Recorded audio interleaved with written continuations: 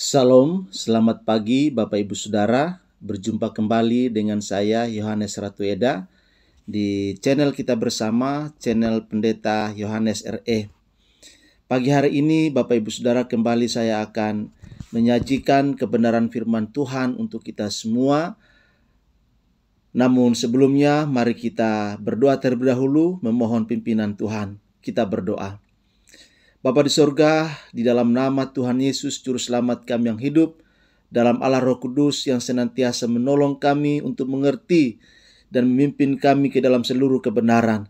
Kami akan membaca dan merenungkan kebenaran firman-Mu di pagi hari ini. Mari Tuhan Engkau menolong baik hamba-Mu yang memberitakannya maupun umat Tuhan yang mendengarkannya, agar kami sama-sama bisa mengerti apa yang menjadi keinginan hati Tuhan buat kami. Dan oleh kekuatan Roh-Mu yang kudus, kami dimampukan untuk melakukan firman itu dalam kehidupan kami. Terima kasih Bapa, terpuji nama-Mu. Dalam nama Tuhan Yesus kami berdoa dan bersyukur. Amin. Bapak Ibu Saudara, pembacaan firman Tuhan buat kita pada kesempatan ini saya ambil dari kitab 1 Samuel 18 ayat 28 sampai ayat yang ke-29. 1 Samuel 18 ayat 28 sampai 29, demikian firman Tuhan. Lalu mengertilah Saul dan taulah ia bahwa Tuhan menyertai Daud dan bahwa seluruh orang Israel mengasihi Daud. Maka makin takutlah Saul kepada Daud. Saul tetap menjadi musuh Daud seumur hidupnya. Demikian firman Tuhan pada kesempatan ini untuk kita semua. Dan dari firman Tuhan yang sudah saya bacakan untuk kita semua, kita masih berada pada topik 12 penghalang atau 12 pembunuh rencana Tuhan dalam kehidupan kita. Episode yang kedua yaitu kebencian, ya. Jadi pembunuh rencana Tuhan yang kedua atau penghalang rencana Tuhan yang kedua dalam hidup kita ialah kebencian. Saya sudah membahas bagian yang pertama dari 12 pembunuh rencana Tuhan dalam hidup kita, yaitu kasih yang tidak mendidik. Ada videonya di channel ini, silakan Bapak Ibu Saudara mengeceknya. Dan pada kesempatan ini sebagai sebuah lanjutan dalam episode yang kedua, yaitu tentang kebencian. Nah Bapak Ibu Saudara, dalam perjalanan kehidupan Daud dan Saul, kita memahami bahwa sekalipun Saul mengerti bahwa Tuhan menyertai Daud, Tuhan ada bersama dengan Daud. Walaupun Saul mengetahui bahwa seluruh bangsa Israel mencintai dan mengasihi Daud, dan sekalipun Saul menyadari bahwa Daud adalah raja Israel setelah dia, tetapi Saul tetap menjadi musuh Daud seumur hidupnya. Dalam terjemahan firman Allah yang hidup lebih mengekspresikan tentang kebencian yang merusak hati yang dihinggapi Saul, yaitu rasa bencinya terhadap Daud bertambah dari hari ke hari.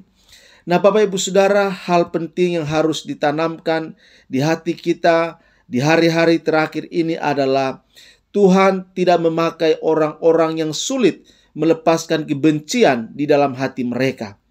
Kebencian itu seperti racun yang merusak dari dalam hati kita.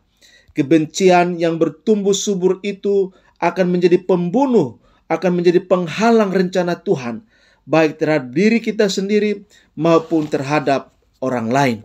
Nah Bapak Ibu Saudara, jubah warna-warni yang sangat indah menjadi jubah yang terkoyak dan penuh darah itu dikarenakan adanya kebencian yang bertumbuh subur dalam roh dan jiwa dari hati saudara-saudara Yusuf. Mereka berani merusak apapun, termasuk mimpi, visi yang dari Tuhan yang diberikan kepada Yusuf, karena kebencian itu mengarahkan hati yang dihinggapinya untuk merusak, bahkan membunuh demi tujuan yang salah dan jahat. Bapak Ibu Saudara, kalau saya tidak mendapatkan, tidak boleh seorang pun yang mendapatkannya. Itulah filosofi kebencian. Saya ulangi sekali lagi, Filosofi kebencian adalah kalau saya tidak mendapatkan, tidak boleh seorang pun yang mendapatkannya. Jadi Bapak Ibu Saudara, hati yang tidak mau dikuasai kebencian, itulah yang menjadi keinginan kita semua. Ada sepasang suami istri yang berjalan di pantai. Istrinya begitu baik, lembut, dan berbudi luhur. Tetapi suaminya kasar, suka memaki, bahkan suka menampar istrinya. Setiap kali istrinya berbuat kesalahan, bahkan kesalahan yang kecil, suaminya menamparnya dan memaki dengan kata-kata yang kasar dan menyakitkan. Istrinya sering menangis. Dalam perjalanan di pantai itu, kembali istrinya ditampar karena kesalahan sepele. Lalu istrinya menangis dan menuliskan kalimat-kalimat di atas pasir. Dan sebelum selesai ditulis kalimat itu telah hilang tersapu ombak. Seberapa kali ia ditampar suaminya, sebanyak itu pun ia menuliskannya di pasir pantai dan ombak menyapunya tanpa sisa. Bapak Ibu Saudara, ketika mereka tiba di muara, ada air terjun yang jernih. Lalu suaminya menyuruhnya untuk mengisi tempat air yang mereka bawa. Tetapi karena licin terjatuhlah istrinya. Karena tidak bisa berenang, maka ia tenggelam. Mau tak mau, suaminya harus terjun dan menolongnya.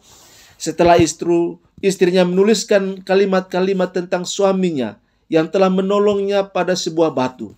Suaminya bertanya, "Mengapa setiap kali aku menampar kamu menuliskannya di atas pasir?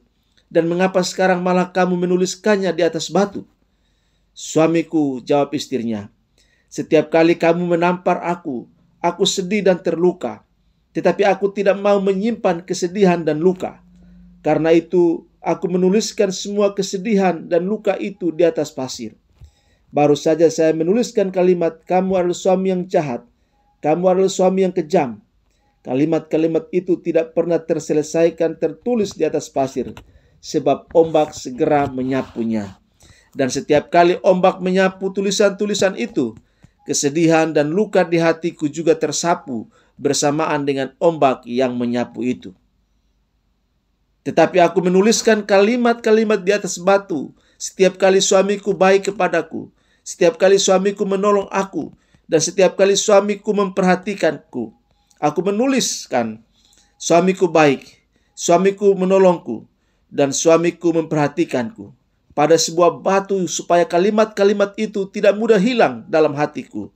Dan setiap kali aku melihat tulisan di batu, aku pun selalu mengingat suamiku yang baik itu." Bapak Ibu Saudara, ambillah sebuah keputusan penting bagi kita. Kebencian menimbulkan pertengkaran, tetapi kasih menutupi segala pelanggaran. Amsal 10 ayat yang ke-12. Ayat ini memberikan penjelasan tentang hal yang kontradiksi. Yang pertama menjelaskan tentang kebencian menimbulkan pertengkaran. Setiap pertengkaran pasti dipicu oleh kebencian. Dalam gereja seringkali relasi dirusak oleh pertengkaran, dan pertengkaran itu pastilah bibitnya karena kebencian. Yang kedua, menjelaskan tentang kasih menutupi segala pelanggaran. Bapak Ibu Saudara, Perjanjian Baru juga menulis tentang kasih menutupi segala pelanggaran. Dalam 1 Petrus 4 ayat yang ke-8, "Tetapi yang terutama kasihilah sungguh-sungguh seorang akan yang lain, sebab kasih menutupi banyak sekali dosa." Apa yang ditegaskan dari ayat ini? Dimulai dengan mengasihi, bahkan harus mengasihi dengan sungguh-sungguh seorang akan yang lain.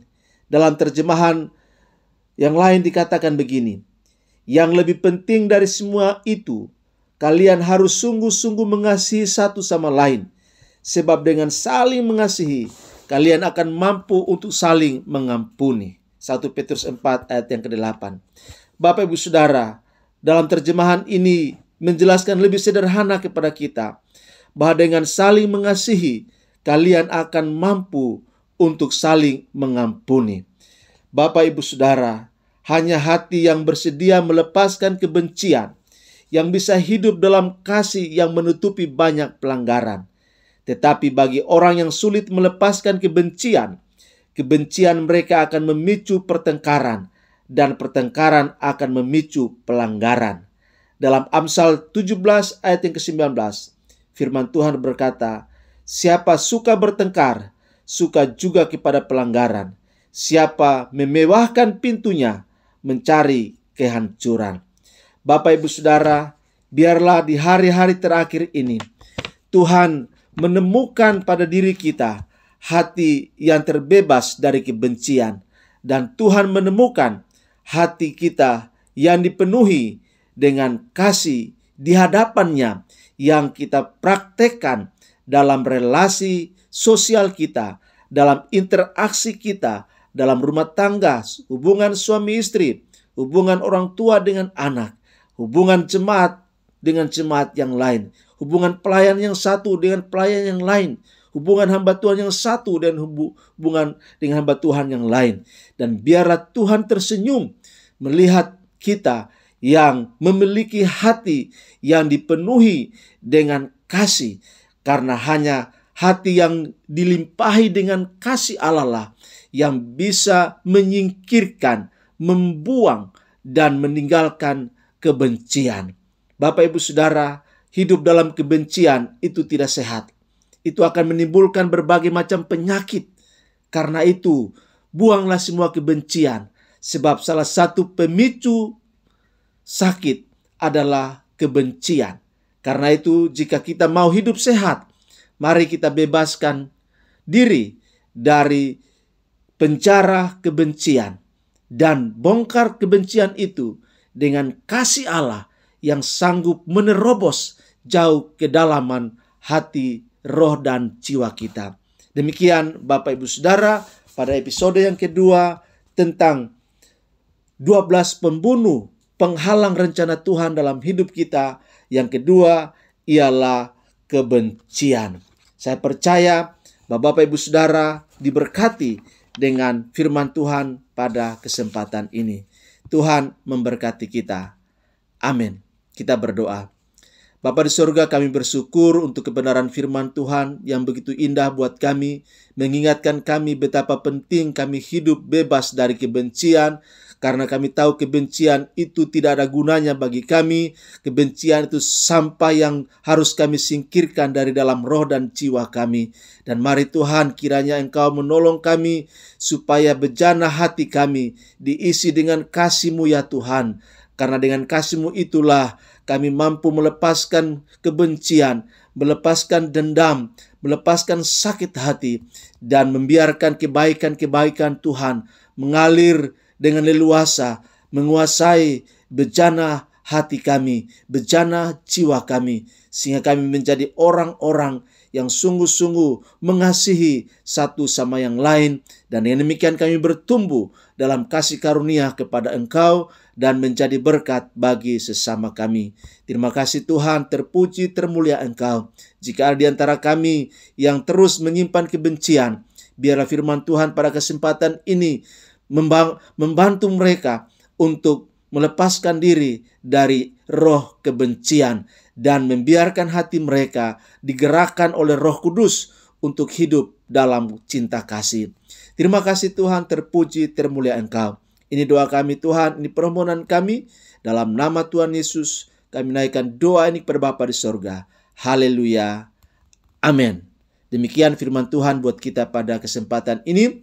Sampai bertemu dalam lanjutan video berikutnya. Tuhan Yesus berkati dan salam untuk kita semua. Amin.